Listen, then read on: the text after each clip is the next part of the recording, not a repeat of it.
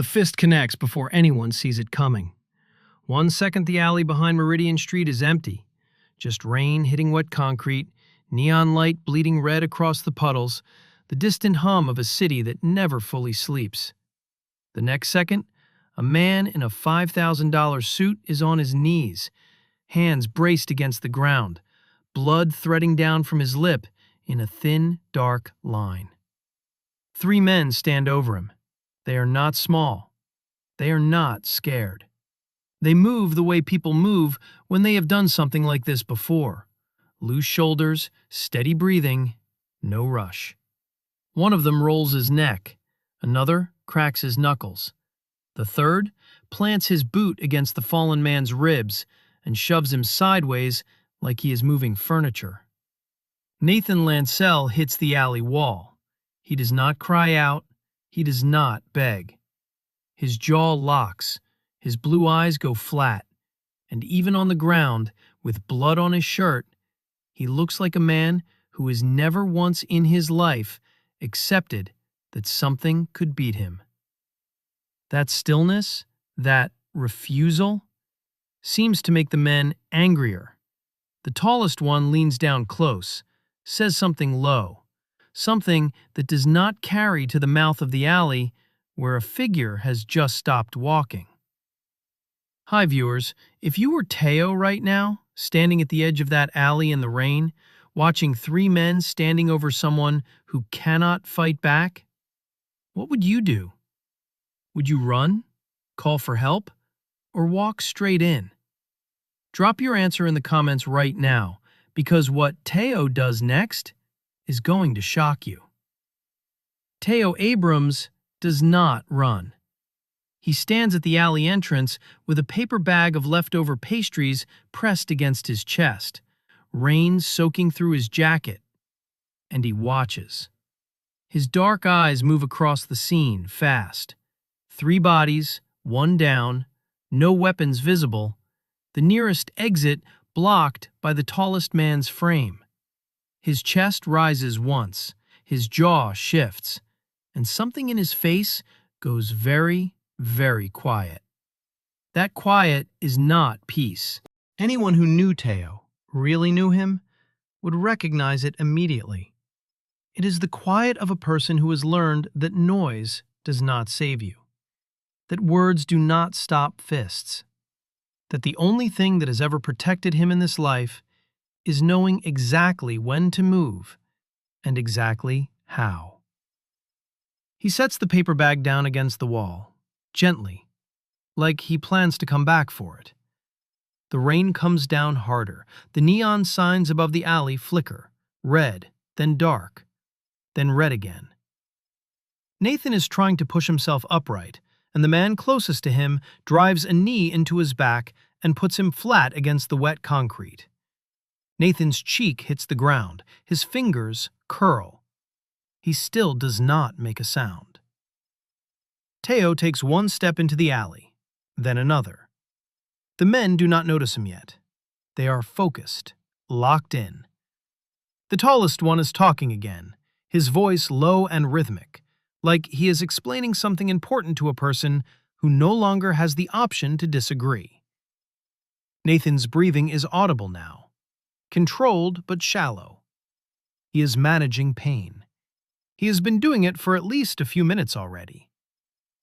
Teo keeps walking. His sneakers are quiet on the wet ground. He moves close to the left wall, out of the direct light, and his eyes do not leave the 3 men for a single second. He clocks the way they are standing. Tallest one near Nathan's head. Second one 2 feet to the right. Third one slightly behind and turned at an angle. He notes the gap between the second and third man. He notes the way the third one's weight is shifted to his left foot. He notes that none of them are holding anything. He has closed half the distance before the second man turns his head. For 1 beat, they just look at each other. The man's eyes drop from Teo's face to his frame. Lean, quiet, rain-soaked, carrying nothing. He almost smiles. He says something to the other 2, and the tallest one finally looks up. His expression shifts from focused to amused. He straightens. He takes in Teo the same way. The slight build, the silence, the fact that this person just walked into a dark alley alone at night without so much as raising his voice. He takes a step toward Teo. Teo does not step back. The tallest man stops. Something flickers across his face that is not quite amusement anymore. He looks at Teo's eyes and the flicker becomes something else. A thin crack of something uncertain. He covers it fast. He says something sharp, something that is clearly meant to be a dismissal, a warning, a "get out of here before this gets worse for you." Teo's expression does not change. He looks past the tall man. He looks directly at Nathan, still on the ground, cheek against the concrete, blood drying at his lip. Nathan's eyes find Teo's face. For a half second, something shifts in Nathan's expression. Not gratitude, not recognition, just a raw flicker of confusion. Who is this person? Why are they here? Why are they not afraid? Teo looks back at the tall man, and then he moves. It is not dramatic. It is not loud. There is no wind-up, no warning, no telegraphing of intent. 1 second Teo is standing still, and the next, his right hand closes around the tall man's wrist, the one already raised to shove him back, and he twists. Not hard, not violently, with a precise, mechanical certainty that redirects the man's entire weight forward and to the left in one clean motion. The tall man goes down. He does not understand how. He hits the ground hard and fast, and his elbow cracks against the concrete, and the sound of it echoes off the alley walls. The other two freeze.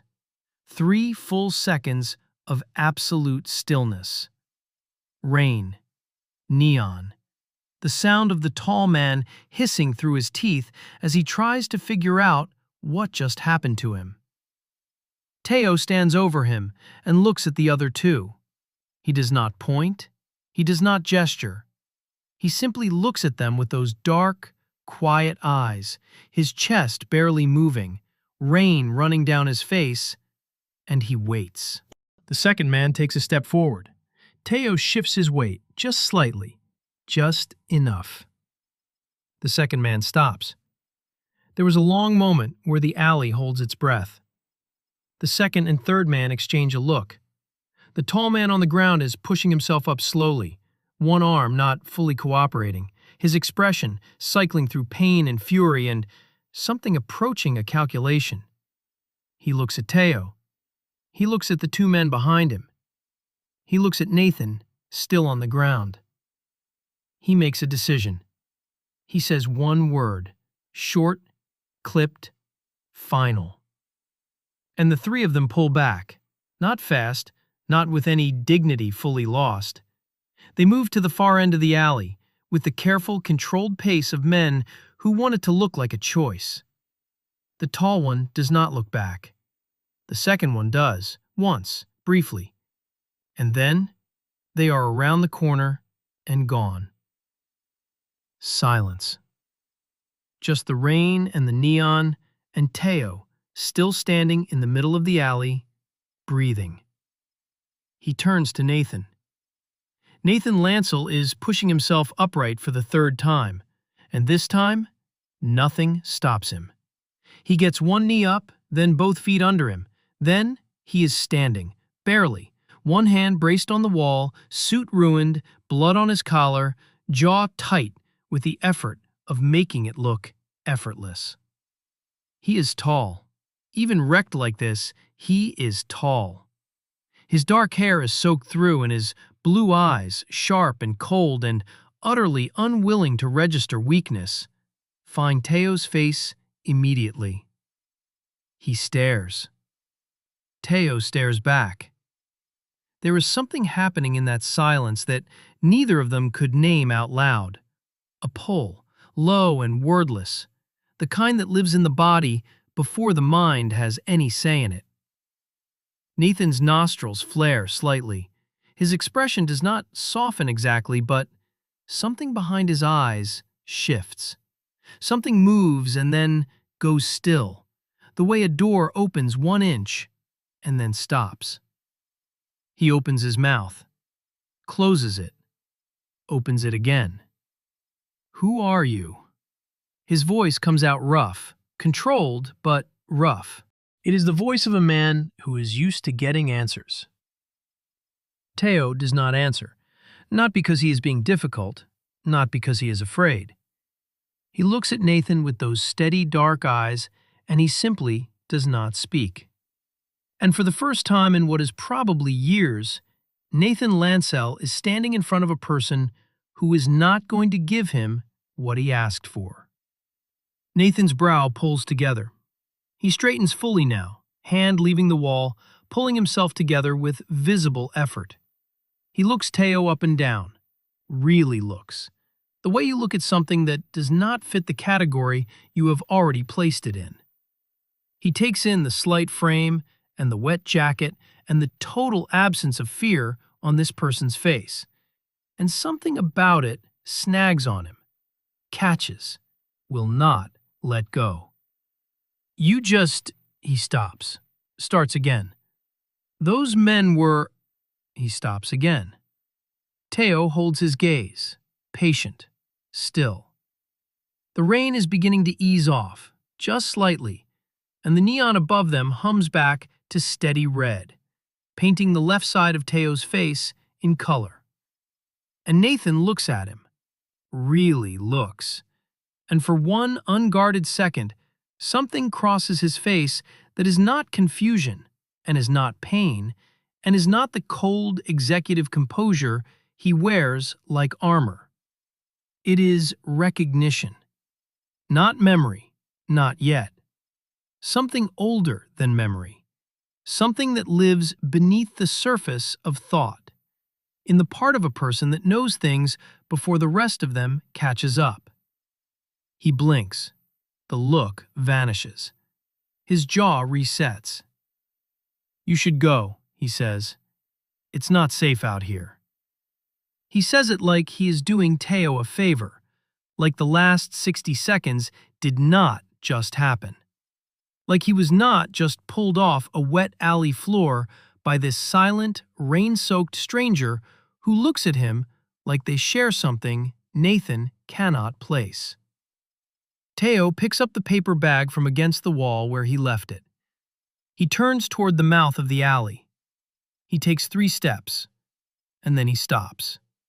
He does not turn around, but he goes still, very still, and his head drops just slightly, like a man who is doing math in his chest instead of his head. Like a man running numbers on a decision he already made 5 years ago, and is only now, standing in the rain, with blood drying on the alley wall behind him, beginning to question. Nathan watches him from behind. Something in the stillness of this stranger's back pulls at him. He wants to say something else. He does not know what. The words are not there. Just the pull. Teo starts walking again. He reaches the mouth of the alley. He turns left. He does not look back. Nathan stands alone in the rain. He looks at the spot where Teo was standing. He looks at the ground where the tall man went down in one clean move that Nathan, who has trained with private security for 11 years, watched and still cannot fully explain. He touches the side of his jaw where the blood has dried. He exhales. And then, slowly, he reaches into his ruined jacket and pulls out his phone. His contact list is open. His thumb hovers. He is not calling the police. He is not calling his driver. He is scrolling, slowly, with intent, to a name. A search. Something. The camera, if there were one, would catch his face in this moment. The set of it. The way the cold executive mask is back in place, but sitting slightly wrong, like it was put on too quickly in the dark. He is trying to find something he cannot name. And 3 blocks away, Teo Abrams walks through the rain with a paper bag of pastries against his chest and his eyes straight ahead.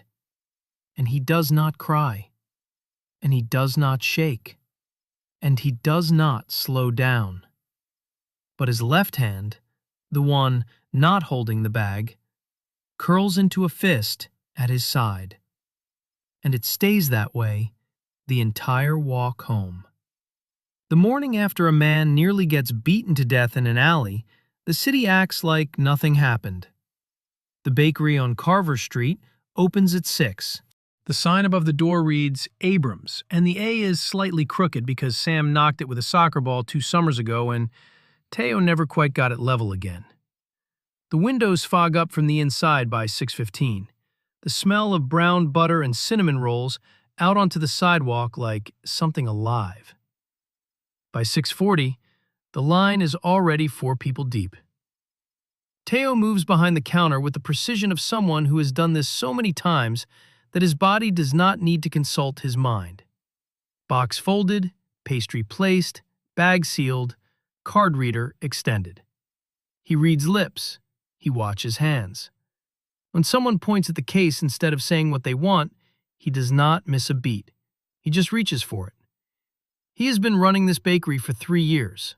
He has never once had a customer complain about being served slowly. He has never once had to speak a word to do it. The morning rush thins by 8. Teo wipes down the counter. Dorinda, his one part-time employee, 62 years old, 0 tolerance for nonsense, the kind of woman who calls everyone baby and means it as a warning, refills the display case and gives him a long look from across the room. She does this sometimes, looks at him like she is reading something written in a language he does not know she speaks. He raises an eyebrow. She shakes her head, goes back to the pastries. By 8:45, the bakery is quiet, just the sound of the oven cycling and rain tapping against the front window. Lighter now than last night, but still present, and the low hum of the street outside waking up around them. That is when the door opens. The bell above it rings once, clean and bright, and Teo looks up from the register without thinking, and the pastry bag in his hand stops moving. Nathan Lancel walks in like he owns the block. He does not look like a man who was on his knees in an alley 12 hours ago. He looks exactly the opposite. Pressed dark coat, jaw clean shaven, posture straight, the kind of deliberate put together that takes effort to produce and is designed to make effort invisible. There is a faint mark at the corner of his jaw if you know to look for it, a slight tension in the way he holds his right shoulder. But if you do not know to look, he is just a man walking into a bakery. He stops just inside the door. His eyes move across the space the way they moved across the alley last night. Methodical, practiced, reading exits and occupants before he reads anything else. They land on Teo. They stay. Something happens in Nathan's face. Not much. Not enough for anyone else in the room to catch. But it is there. A half-second pause. A fractional stillness. The same door-opening 1-inch expression from the alley, compressed down into a blink and then locked away. He walks to the counter. Teo does not move backward. He does not look away. He holds Nathan's gaze with that same patient stillness from the night before, and waits. And there is something almost electric in the waiting, the kind of silence that is not empty, but full, the kind that 2 people create when they are both holding something back and both know it. Nathan looks at the display case. He looks up at the small chalkboard menu above the counter. He looks at Teo. "Black coffee," he says, "and whatever's good." His voice is the same as last night, controlled and rough, and carrying the baseline assumption that what he asks for will appear. He places his card on the counter without being prompted, like he has already decided the transaction is complete. Teo takes the card. He processes it. He turns to the espresso machine.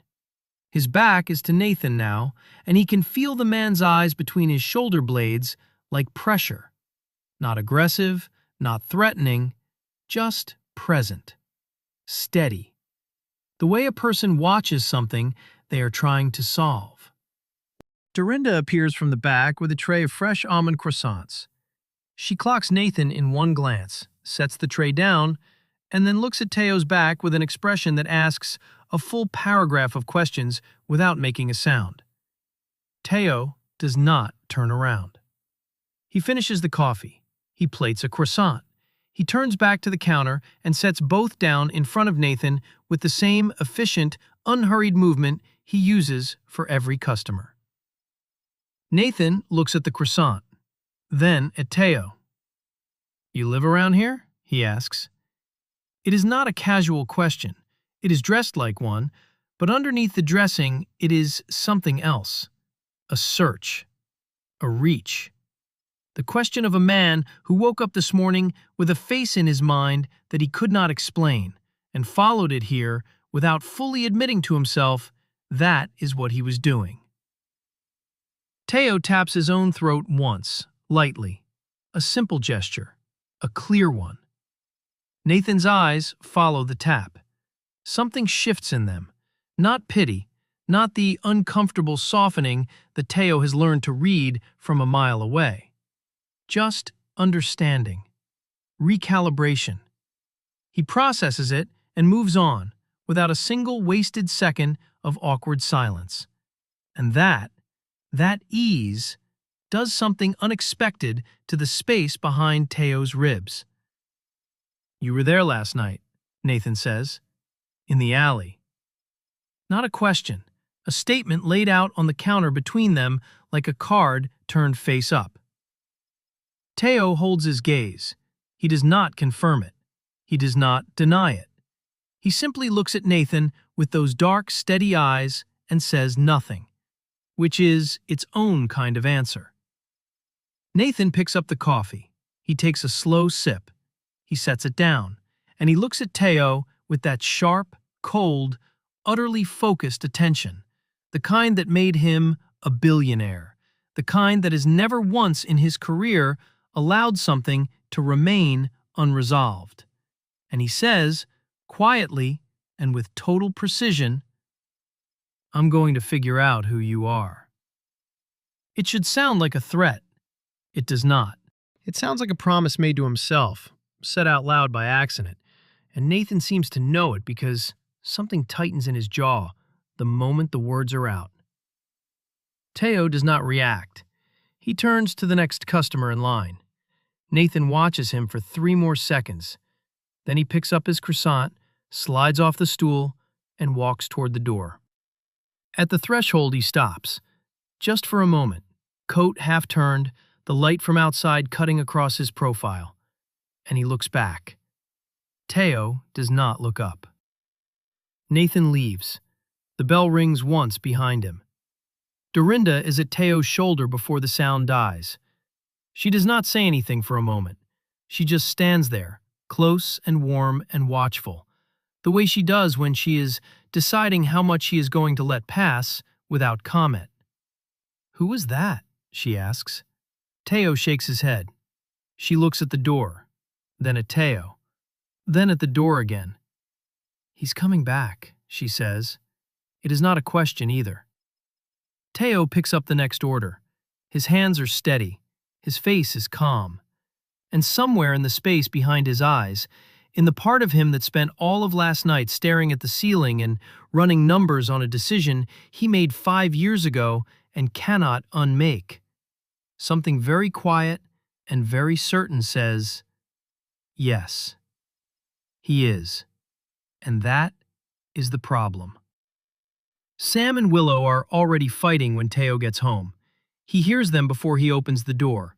Not screaming, just the particular kind of rapid-fire back and forth that twins develop when they have lived in close enough proximity that arguing becomes its own language.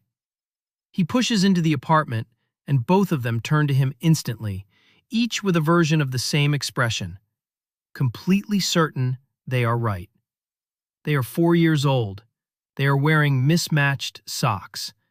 Sam has paint on his cheek that was not there this morning. Teo points at Sam, then at the paint, then raises both eyebrows in a very specific way that means, explain this right now and make it good. Sam's explanation involves a lot of hand gestures and points at Willow.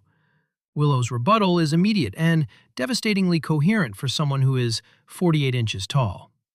Teo listens to both of them with his full attention, something he has always been precise about, even when they were infants, even when listening cost him sleep he did not have. And then he points to the kitchen table, holds up 5 fingers, and looks at Sam.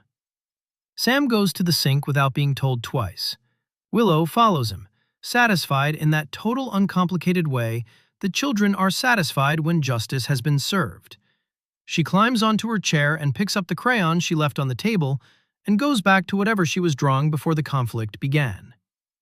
Teo leans in the kitchen doorway and watches them. They both have his mouth, his nose, the particular way they hold very still when they are concentrating. That is his too, carried in from somewhere deeper than habit, the kind of physical inheritance that does not come from watching, but from blood. Willow tucks her bottom lip when she draws. Sam counts under his breath when he is working something out. These things are Teo's, all of them. But the eyes are not. Sam looks up at Teo from the sink and grins, water on his hands, soap on his wrist. And those eyes, pale silver blue, clear and cold and sharp as cut glass, catch the kitchen light and hold it. Willow's are the same, identical. A color that does not exist anywhere in Teo's family line, that has never once appeared in any photograph, on any wall in any house he grew up in. A color he first saw 4 years and 9 months ago across a dim room on a night he has spent every day since then deciding how to carry. He has made his peace with it. Mostly. He has built a life that fits around the shape of what happened, the way you build around a weight rather than try to move it. The bakery, this apartment, Dorinda, who never asks too many questions, the twin-sized beds pushed against opposite walls of the second bedroom, and the small rituals that fill the space between wake-up and sleep, the morning sign for good morning, the nighttime routine where Teo reads to them in silence and they follow the pictures, the way Willow always reaches for his hand first, and Sam always pretends he does not want to be hugged, and then does not let go. He has made his peace. He had made his peace. And then Nathan Lancel walked into his bakery this morning and ordered black coffee and said, "I'm going to figure out who you are."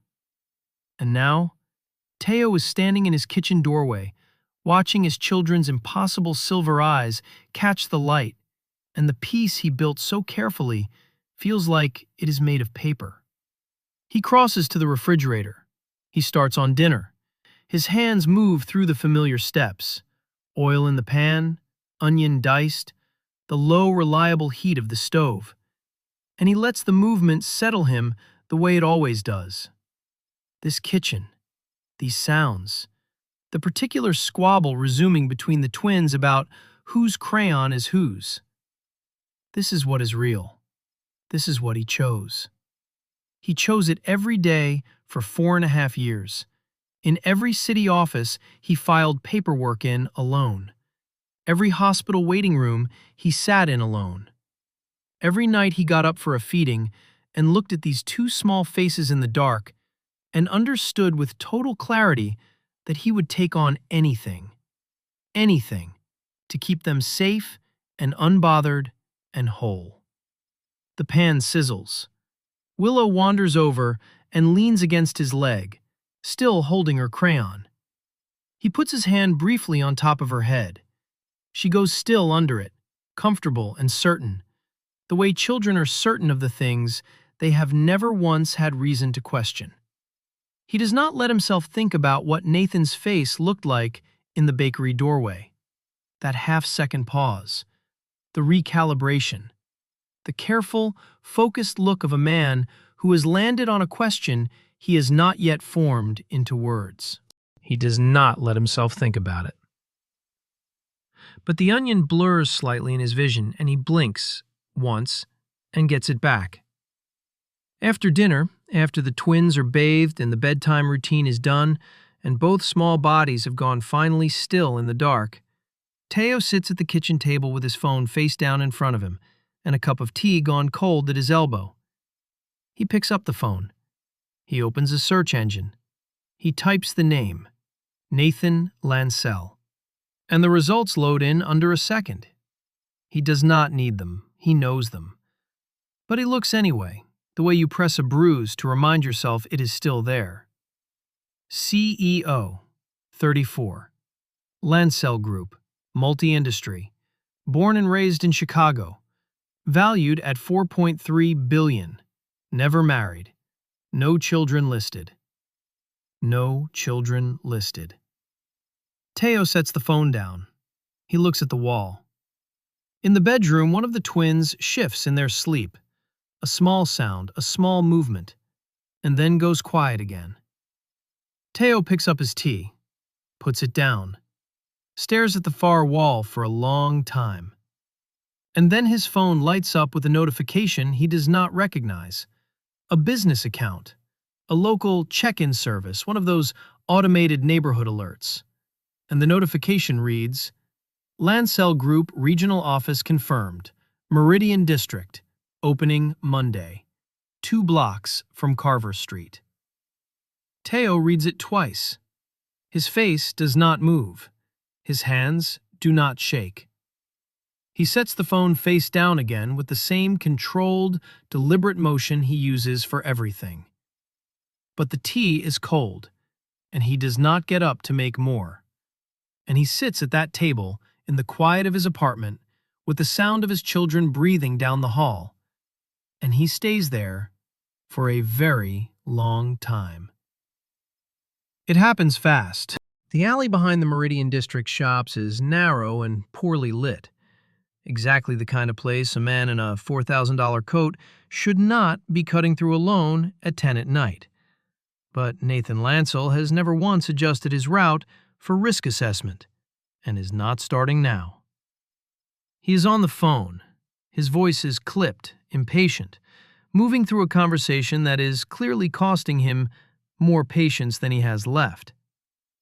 He turns into the alley from the main street and keeps walking without breaking stride. His shoes hit the wet concrete in a steady rhythm. The neon from the storefronts bleeds in at the far end. Everything is normal. Then the rhythm breaks. 2 men step out from the left side, one from the right. They are not rushing. They are already in position, already placed.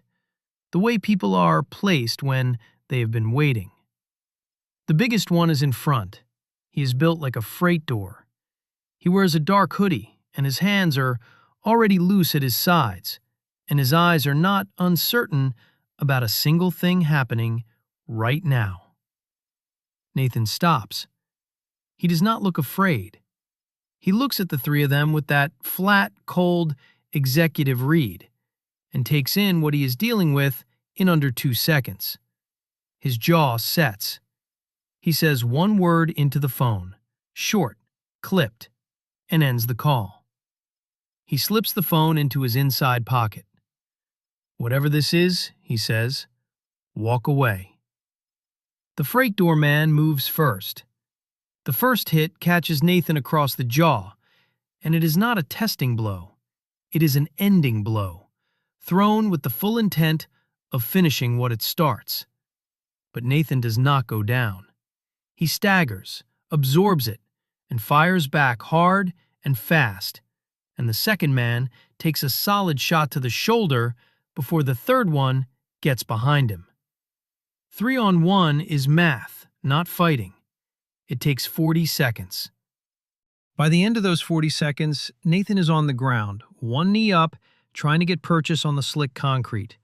And the biggest man stands over him with his fist pulled back and something in his face that is past adrenaline. Something colder, more deliberate. The kind of expression that belongs to a job, not a fight. This is not random. Nathan knows it. He can see it in the way they communicate without words, in the spacing, in the fact that no one has taken his wallet or his phone. His chest heaves, blood in his mouth. His left eye is already beginning to swell. He plants his hand against the ground and pushes, and the man above him puts a boot against his shoulder and shoves him flat. The alley tilts. The neon smears. Rain hits the back of Nathan's neck, and he stares up at the dark between the buildings and thinks, clearly, sharply, the way his mind works even when the rest of him is failing, that he made an enemy specific enough and patient enough to plan this. The big man crouches down. He says something quiet, personal, the kind of message delivered up close so there is no mistaking who it is for. Nathan looks at him, and then past him, past the man's shoulder, at the mouth of the alley. There is someone standing there. The figure is slight and still against the wet dark, face unreadable from this distance, and for one suspended second, Nathan thinks, witness. Too small to help. Run. But the figure does not run. It does not call out. It does not reach for a phone. It starts walking forward. The big man has not noticed yet. He is still close to Nathan's face, still delivering his message, and his two partners are flanking out wider, and none of them have clocked the new arrival, because the new arrival makes no sound at all. No footsteps registering on the rain noise, no voice, no warning. Just forward motion. Calm and total and completely without hesitation. Nathan watches from the ground, watches the figure close the distance in the rain, step by step. And he cannot see the face clearly yet. But something in the way this person moves, the quality of the stillness in the moving, the total absence of performance, snags in his chest, the same way it snagged last night. Wait. He knows this. He knows this walk. The big man finally registers the presence behind him and starts to turn, and Nathan, still on the ground, one eye swelling shut, blood on his lip, watches the figure stop directly behind the man and breathe once. Just once. And then Teo Abrams moves. Teo did not plan to be here. He was cutting through Meridian to get back from the supply warehouse on foot, the late delivery that ran long, the plastic-handled bags that cut into his fingers, the shortcut he takes every time because it shaves 6 minutes off the walk. He was not thinking about Nathan Lancel. He was thinking about whether Sam's teacher had replied to the message about the field trip, and whether there was enough butter left for the morning prep. He hears the sounds before he turns the corner. Not screaming, not crashing, just the particular rhythm of impact. Dull, heavy, deliberate. And the scrape of shoes on wet concrete, and the low voices of men who are not panicked because they do not need to be. He knows the difference between a fight and an execution before he sees it. He turns the corner. He takes in the scene in under 3 seconds. 3 men, 1 down. The spatial math of it, the intent on their faces, and something in his chest locks. Because the man on the ground is Nathan. Nathan, suit soaked through, jaw cut, trying to get upright off the wet concrete with the quiet, furious determination of someone who will not give anyone the satisfaction of seeing him stay down.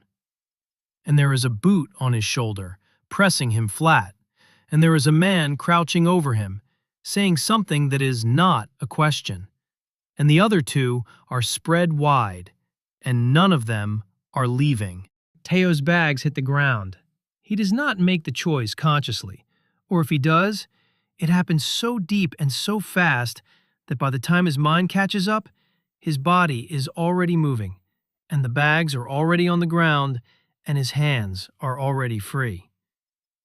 This is what he knows. He cannot call out. He cannot threaten. He cannot bluff with volume or presence or the social architecture of confrontation that requires a voice. Everything he has ever done in a situation that required force, and there have been situations, years before the bakery, years before the twins, in parts of his life he does not think about in the daylight, has been done in silence. Silence is not a weakness. Teo learned that early. Silence is a weapon when you know how to carry it.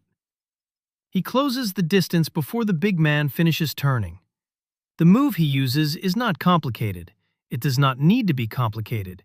It needs to be precise, and it needs to be fast, and it needs to remove the big man's balance before his brain finishes processing what is happening to him.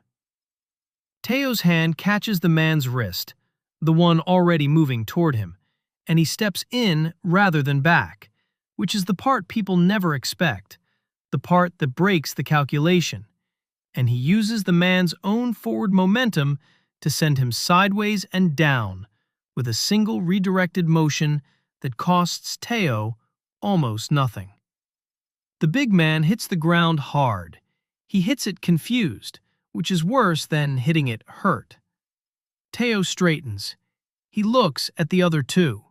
They look back at him. They are doing what people do in this moment. They are sizing, calculating, running the numbers on whether what they just watched was a fluke or a fact. Their eyes move across him and come back uncertain, which is the right answer, which is the answer Teo needs them to arrive at on their own because he cannot tell them what to do with their uncertainty. He can only give them enough of it that they make the right choice. His hands are loose, his weight is centered. His face is still. The one on the left shifts. Teo shifts his weight in response, a small, subtle adjustment, barely visible. But the man on the left sees it. He stops. He has done this enough to know what it means when someone adjusts that smoothly without a flinch or a breath. It means they have been here before. The big man on the ground is moving. He gets one arm under himself, then stops, holding the elbow that took the concrete. His breath is ragged. He looks up at Teo with something that has crossed over from anger into something more cautious and more serious, and he looks at his two partners, and something passes between the three of them that is not words. A decision. The big man gets to his feet slowly. He does not look at Nathan. He does not look at the ground. He looks at Teo for 3 full seconds, measuring, memorizing. And then he rolls his shoulder, says one word that might be a name or might be a signal, and walks toward the far end of the alley. The other two follow. No rush, no scramble. Just the careful exit of men reminding themselves and everyone watching that they are leaving because they chose to. They turn the corner. They are gone. The alley exhales. Rain. Neon. The distant sound of traffic picking back up. Teo stands in the middle of the empty space and breathes. His pulse is elevated. Not much, but present. And his hands are steady, and the supply bags are still on the ground at the alley entrance where he dropped them. He turns to Nathan. Nathan is already getting up. Both hands on the wall this time, jaw locked, moving through the pain with that same grinding refusal to let it show that Teo watched last night and is watching again now. He gets upright. He turns around. Their eyes meet. and something happens in Nathan's face that is different from last night. Last night there was confusion, calculation, the reach for something unnamed. Tonight, there is none of that processing lag. Tonight, Nathan's eyes find Teo's face and they stay there, with an expression that is past confusion, that is sitting in the uncomfortable space past confusion, where a person begins to understand that something is happening that is bigger than the moment they are standing in. He knows this face. He does not know how. He does not know why. But something behind his eyes is working hard and fast, and Teo can see it happening, can read it the same way he reads everything, in the body, in the breath, in the small, involuntary signals that people send when they cannot manage all of themselves at once. Nathan opens his mouth. He closes it. He looks at Teo the way a man looks at a locked room he is certain he has a key for, if only he can remember where he put it. Teo holds his gaze, steady, patient. And underneath the steadiness, underneath the patience, something is pulling. Something that has nothing to do with this alley, or this night, or the three men who just left. Something that runs deeper and older and is connected to a particular November night 4.5 years ago, and two small children asleep in an apartment 3 blocks from here, and a pair of silver eyes that catch the light in a kitchen and hold it. He should leave. He knows he should leave. He does not leave. Nathan takes 1 step toward him. His voice, when it comes, is lower than last night, rougher, stripped of the executive composure, arriving at Teo's ears like something that got out before it could be managed. It's you again. Not a question, not quite a statement, something in between, something shaped like recognition reaching for proof.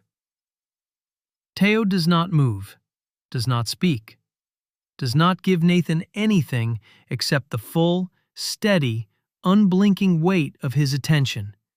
And that weight, that refusal to look away or fill the silence or make it easier, does something to Nathan's expression that Teo has never seen on a powerful man's face before. It makes him uncertain. Nathan, who built a $4 billion company on certainty. Nathan, who has never once in a public forum failed to have the answer. Nathan, who walked into this alley alone at 10 at night because he does not adjust his route for risk. He is standing 6 feet from Teo Abrams in the rain, with blood drying on his collar, and both hands still, and an expression that says he is trying to solve something, and the answer keeps moving. He takes another step, closer now, close enough that Teo can see the exact shade of his eyes in the neon light. Pale silver blue, clear and cold, and sharp as cut glass. The exact shade. Teo's jaw tightens, just once, just for a half second. Nathan sees it. His eyes drop to Teo's jaw and come back up, and something in his face shifts. Something cracks open just slightly, just enough. The door not 1 inch, but 2. And he says, very quietly, almost to himself, I know you from somewhere. And Teo looks at this man with his silver eyes and his $4 billion empire, and his name that pulls up 0 children on any search result, and thinks, yes, you do.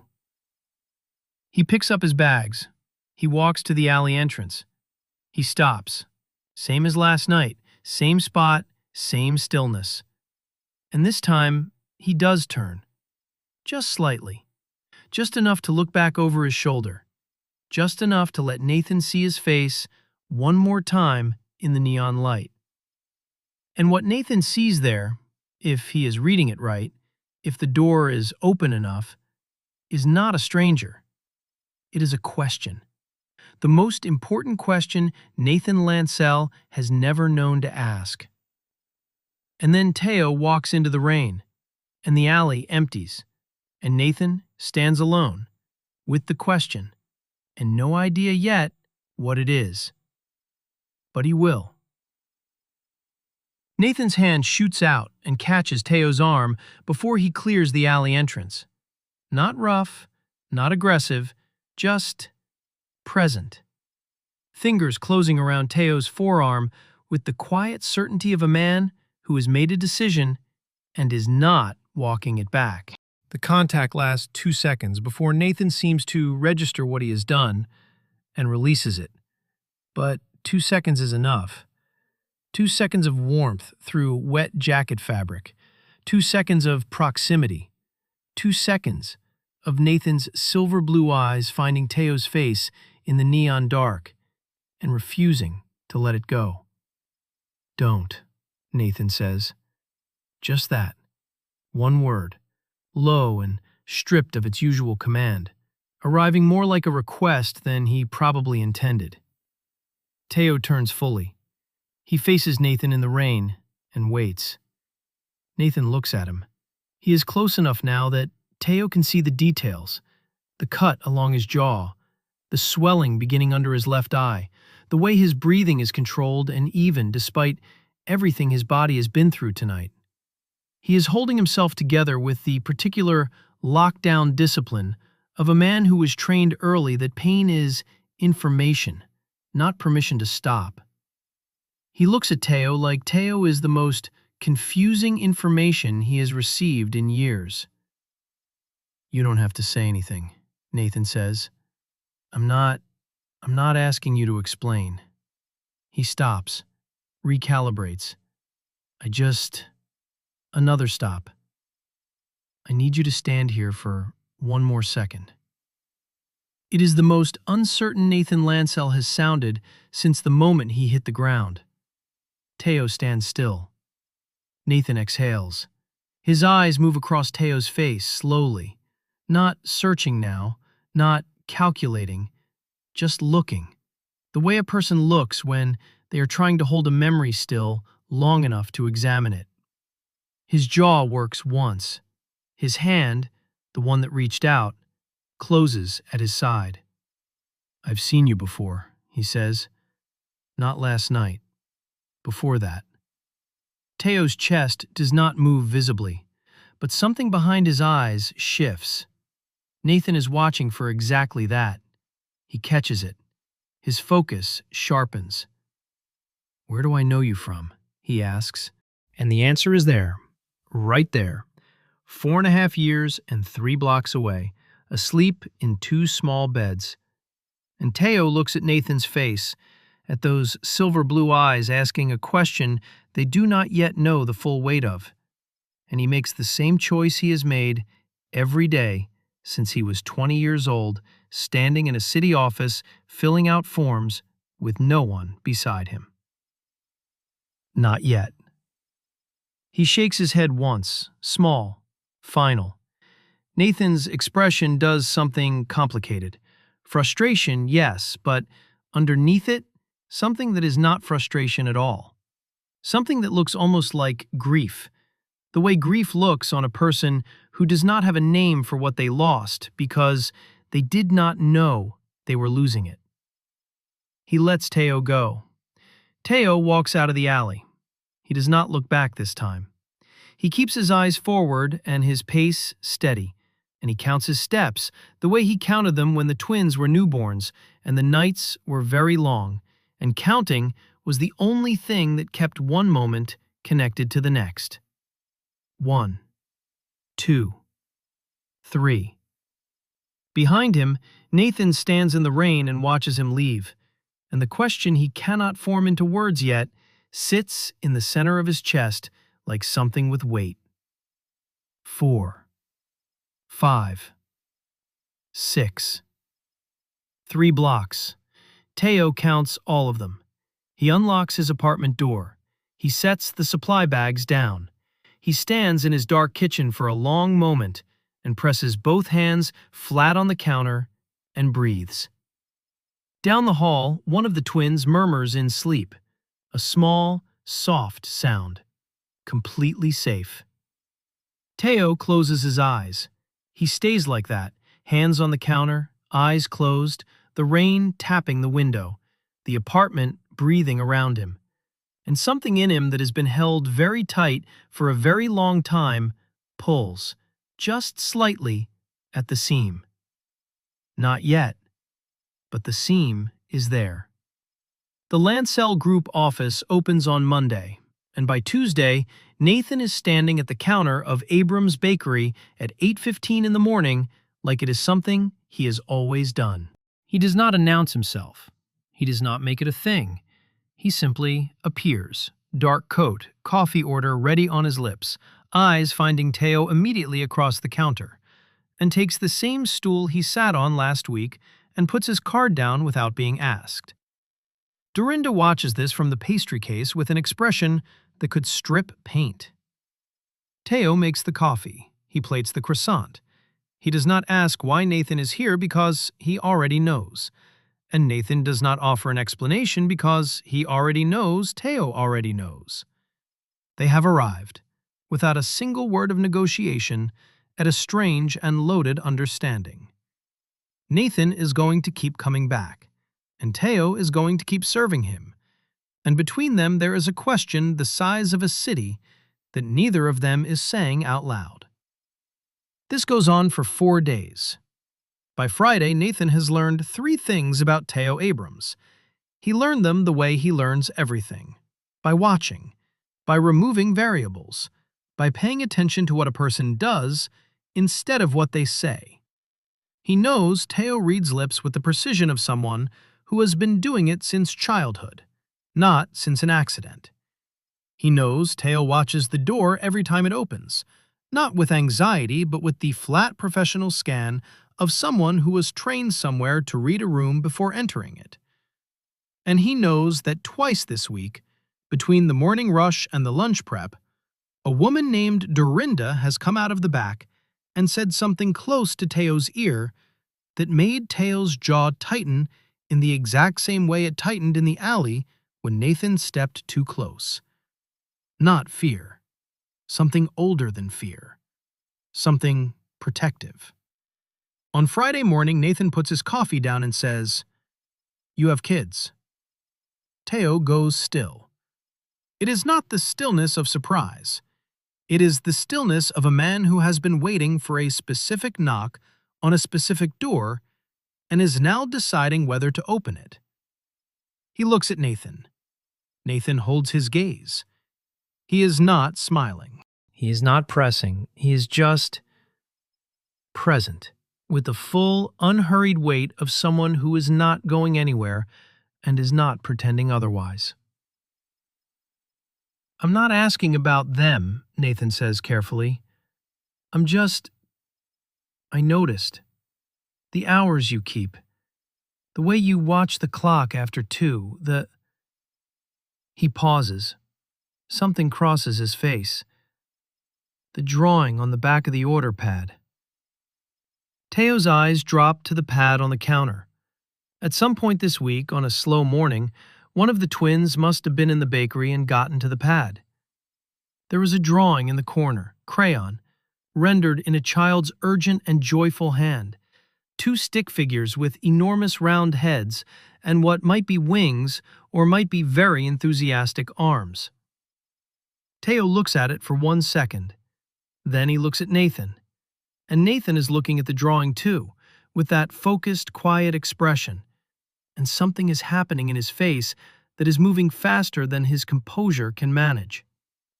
His eyes trace the figures, the round heads, the scribbled details, the particular energy of the line work. And then he looks up. His expression has changed, not dramatically, not in any way that would read from across the room, but Teo is not across the room. Teo is 4 feet away, and he can see it, the exact moment something lands in Nathan's chest. Not recognition, not yet, but the edge of it, the temperature of it, a feeling arriving before its name does. Nathan's eyes come up to Teo's face. They are very still. "How old?" he asks. His voice has dropped, almost involuntary. Teo does not answer. Teo. Nathan says his name for the first time. Just that. Just the name, placed between them like an object. Careful, deliberate. A signal that this has moved past coffee orders and morning small talk and the careful distance they have been maintaining. Teo's jaw shifts. Nathan leans forward. Not aggressive. Urgent. The way a person moves when something inside them is pulling faster than their body can follow. His voice drops lower. "I don't know why I feel like I already know the answer," he says. "But I need you to look me in the eye right now and tell me." He stops, swallows, starts again. "Tell me I'm wrong." The bakery is quiet around them. Dorinda has not come out of the back. The street sounds are muted behind the fogged windows. There is just this counter and these two people, and the space between them that has been filling up with something neither of them has named. Teo looks at Nathan, full and direct and completely still. He does not say Nathan is wrong. He does not say anything. And Nathan, who built a company on reading silence, on knowing what a pause means, on understanding that the answer not given is still an answer, sits back on his stool very slowly and puts both hands flat on the counter and breathes. He looks at the drawing. He looks at Teo. He looks at the drawing again. When he looks up the second time, his eyes are different. The cold executive sharpness is still there, but something beneath it has cracked open fully now. A raw, stricken, completely unmanaged look that Teo has never seen on his face in a week of watching it. "How old?" Nathan says again. Not a question this time. A measurement. A man doing math he is afraid of. Teo holds up 4 fingers. The number lands. Nathan's face goes very still and very white, and for the first time since Teo has known him, Nathan Lancel has absolutely nothing to say. The twins come into the bakery on Saturday. It is not planned. Or rather, Teo did not plan it as a moment. He planned it as a Saturday. Dorinda's day off, no childcare, the twins old enough now to sit in the back corner booth with juice boxes and their drawings, while Teo handles the morning rush. It is something he has done before. It is supposed to be ordinary. Nothing about it is ordinary. Nathan walks in at 8:20. He sees the booth before he sees the counter. 2 small figures side by side, heads bent over paper, one with a red crayon and one pressing both palms flat on the table with the focused physicality of a child who thinks with their whole body. He stops walking. Sam looks up first. He does this, registers new presences before Willow does, alert and curious, filing everything. His eyes find Nathan across the room, and he does not look away. He just looks with the open, direct assessment that belongs entirely to very young children and very old people, and no one in between. Nathan looks back, and Teo, behind the counter, watches it happen. Watches Nathan's eyes move across Sam's face and stop. The way eyes stop when they land on something that reorganizes everything around it. Sam's jaw, Sam's brow, the particular way he is holding himself still in the seat. Then Sam turns back to his drawing, satisfied, the way children are satisfied once they have completed an assessment and found nothing alarming. Nathan walks to the counter. He does not say anything. He puts his card down. His eyes do not go back to the booth, but his entire body knows where the booth is. Teo can see it in the angle of his shoulders, in the direction of his attention, even when his eyes are forward. Teo makes the coffee. 3 minutes pass. Willow, who has been coloring without looking up since Nathan entered, chooses this moment to climb out of the booth. She walks to the counter with her drawing held out in front of her in both hands, an offering, and she stops at Nathan's elbow and looks up at him. Nathan looks down. Willow holds the drawing higher. It is a house. Crayon, enthusiastic, structurally improbable. There are 3 figures in front of it, 2 small ones and 1 tall one. The tall one has yellow hair. Willow's free hand reaches up and points at Nathan's hair, then at the tall figure, then back at Nathan. She smiles. Nathan's face does something that Teo has no category for. It is not one expression. It is several, arriving simultaneously, none of them able to get through cleanly. Something breaking open, something being held back, something that reaches the surface of his eyes before he can stop it, and sits there, bare and stunned and entirely human. He takes the drawing, both hands, like it is something that matters. Willow nods, satisfied with this, and goes back to the booth. Nathan sits at the counter with the drawing in his hands, and he does not speak, and he does not move for a long moment. Teo finishes the coffee, sets it down, puts his hands on the counter, and waits. Nathan looks up. His eyes are silver blue and completely unguarded, and when they find Teo's face, they carry the full weight of everything he has been building toward all week. All the mornings, all the silences, all the questions asked and not asked. And what lives in them now is not accusation and is not anger. It is devastation. Quiet. Clean. The devastation of a man looking at 4 years of a life he did not know existed, and understanding all at once what his absence meant and what it cost, and that he cannot go back and fill it. Their eyes, he says. Very quiet. Teo does not move. They have my eyes, Nathan says. It is not a question. It is not an accusation. It is a man saying out loud a fact he already knew in his body before he walked through the door, before the drawing, before Willow put her small hand up and pointed at his hair. He has known since the crayon drawing on the order pad. He has known since Teo held up 4 fingers. He has known since the alley, maybe, since the first time he looked at this man's face in the rain and felt something move in his chest that he could not name. He has known. And now he is saying it. Teo.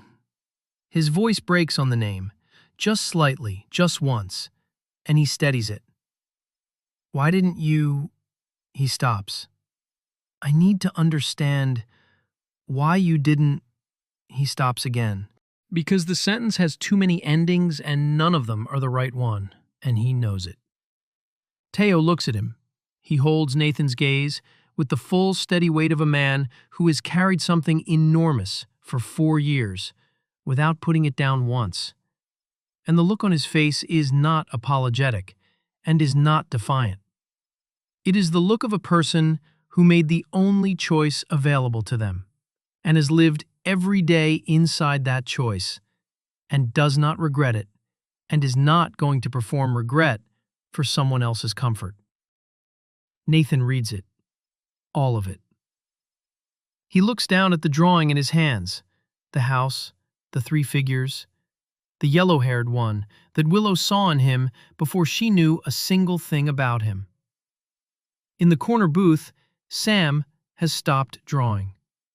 He is watching Nathan with those pale, silver eyes, calm and patient and curious. Nathan looks back at him. The morning holds its breath. Nathan is outside the bakery when Teo locks up at 6.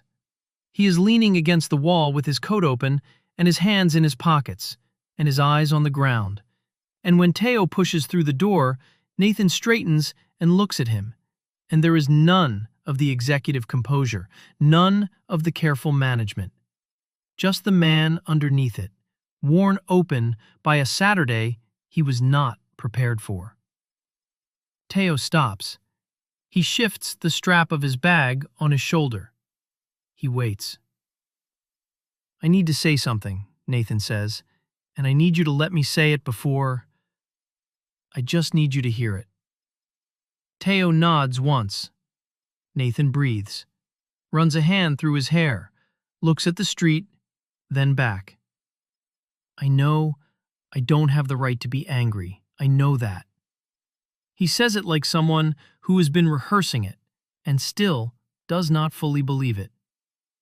I know that whatever you decided because I gave you no reason to decide anything else.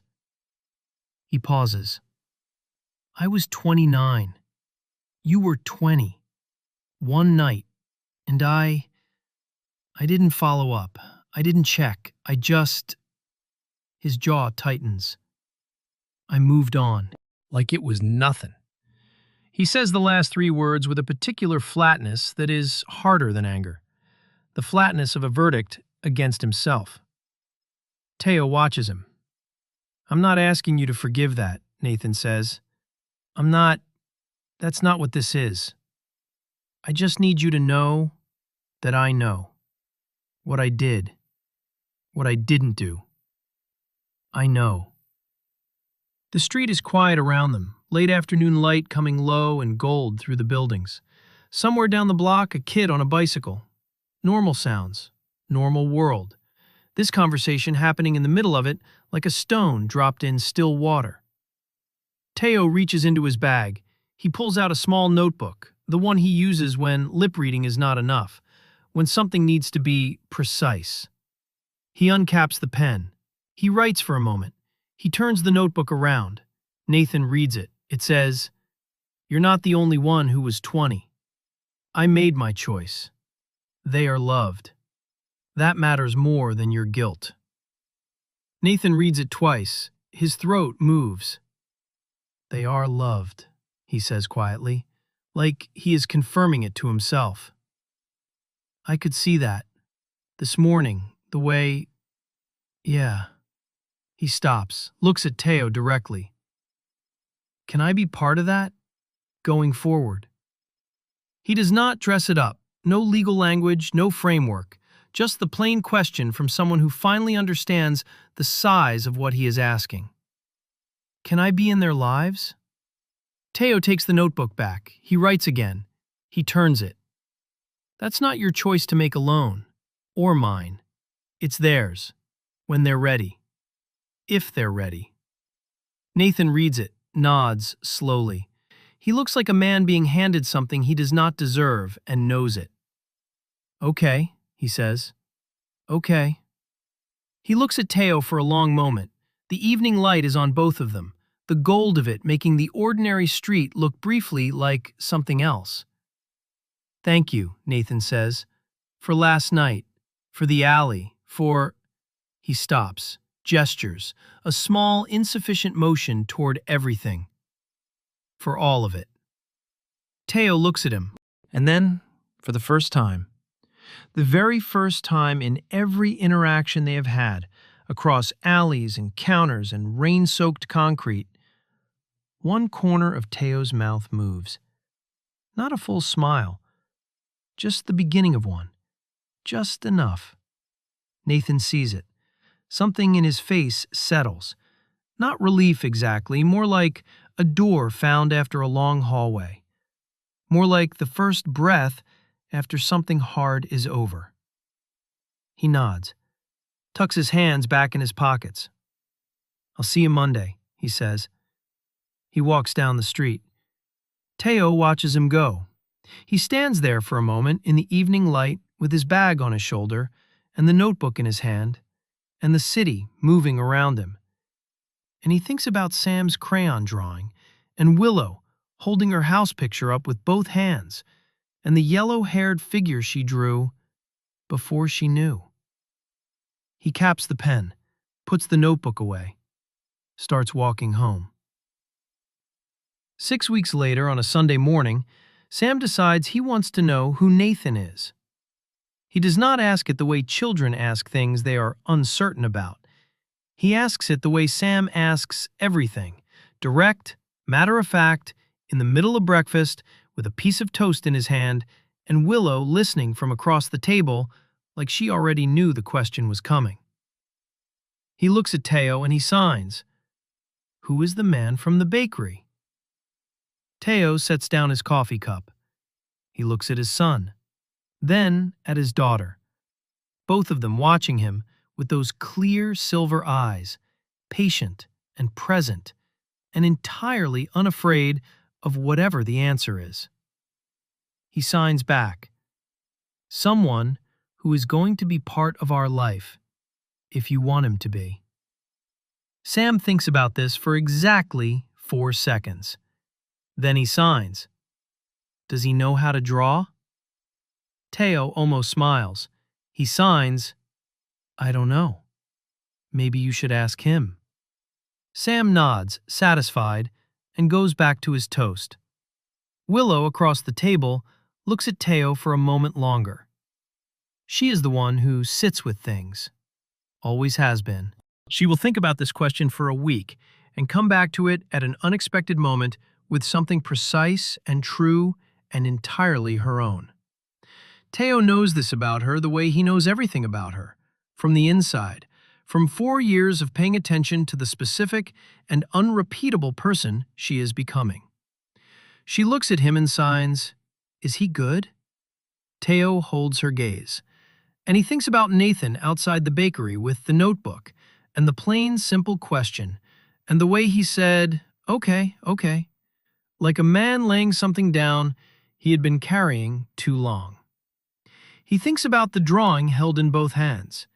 He thinks about the alley and the rain, and the moment Nathan said, "I'm going to figure out who you are," and how that sentence turned out to be true in a way neither of them expected. He signs back, "I think he's trying to be." Willow nods. That is enough for her. She goes back to her breakfast. Teo picks up his coffee. Outside, the street is waking up. The low Sunday sounds of a city taking its time. The smell of the bakery 3 blocks away already pulling at the air. The particular quality of morning light that belongs only to this hour and this season. Everything he built is still standing. The apartment, the routines, the small rituals that hold 3 lives together. None of that has changed. None of it has been taken or threatened or diminished. He did not open a door and lose the room. He opened a door and found that the room was larger than the walls he had built around himself. He thinks of Dorinda, who has not said, "I told you so," but has been smiling in a particular knowing way since Tuesday. He thinks of the morning Nathan walked in and took the stool without being invited, and put his card on the counter and looked across at Teo like he intended to stay. He thinks, yes, okay, maybe this. Not certainty. Not a clean ending that wraps every hard thing in something soft. Life with 2 4-year-olds and a bakery and a man who is learning how to show up does not offer clean endings. It offers mornings. It offers the next right choice. It offers the specific and renewable decision to keep going toward the thing that is true, even when the true thing is complicated. Teo Abrams has been making that decision for 4 years. He can make it again. Sam slides off his chair and comes around the table and leans against Teo's arm with the unself-conscious weight of a child who has never once in his life had reason to doubt he is wanted. Teo puts his hand on the top of his son's head. Sam does not pull away. Willow, from across the table, is already drawing. The morning holds them all. And 3 blocks away, in an office that just opened on a Monday and is already changing the shape of the neighborhood, a man with silver blue eyes is sitting at a desk with a child's crayon drawing in a frame on the corner of it. And he is staring at it. And he is thinking about a Sunday morning he has not been invited to yet, and hoping, with the particular careful hope of someone who knows they have not yet earned certainty, that one day he will be. Not because he deserves it, because he is going to spend every day making himself into someone who does. That is the kind of man Teo Abrams stopped an alley for. Not the billionaire, not the alpha king, the man underneath all of it. The one who, when the noise fell away and the rain came down, and a stranger stepped between him and what was coming for him, looked up from the ground and saw something he could not name and has not been able to let go of since. Neither of them could. And maybe that is where every true story actually begins. Not in the dramatic moment, not in the alley with the neon and the rain, but in the quiet after, when two people look at each other across everything that happened and everything that was kept and everything that was lost, and choose, without a word, to stay. If this story moved you, if Teo's silence said more than words ever could, if those silver eyes hit different, if you felt every single thing that was not said between them, then you already know what to do. Subscribe to this channel and turn on your notifications so you never miss a story like this one. Every week we bring you narratives that pull on something real, love that costs something, strength that looks quiet, truth that arrives late but still arrives. Share this story with someone who needs to hear it, and drop a comment below. Tell us, what was the moment that got you? Was it the alley, the drawing, or the morning Willow asked, "Is he good?" Your voice in the comments is what keeps this community alive. We will see you in the next one.